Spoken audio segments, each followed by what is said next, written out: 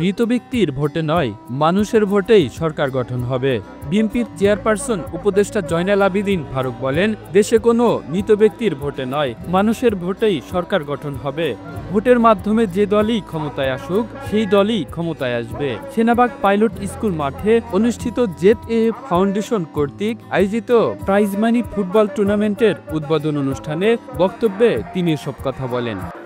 তাই আজকে এই ফুটবল টুর্নামেন্টে আমি এইটুকু বুঝাতে চাই, তরুণ যারা মুক্ত খোকনের রক্তে অর্জিত যে কথাটুকু বলতে পেরেছেন, তাদের এই প্রজন্মকে আমি বলে দিতে চাই, আসুন খেলাধুলা করে সমাজে প্রতিষ্ঠা হয়, মাদক দ্রব্য থেকে আমরা অনেক দূরে সরে যাই, যেন খেলাধুলার মধ্যে দিয়ে আমরা লেখাপড়ার মধ্যে দিয়ে জাতিকে গঠন করতে চাই।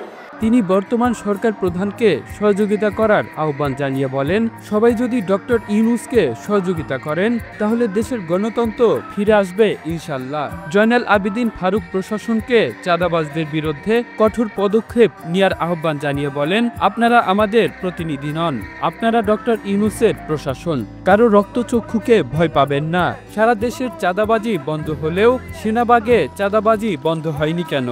গরিব সিএনজিওয়ালারা প্রতিদিন ভাতের চাল কিনতে পায় না, অথচ তাদেরকে 10 থেকে 20 টাকা করে চাঁদা দিতে হয়।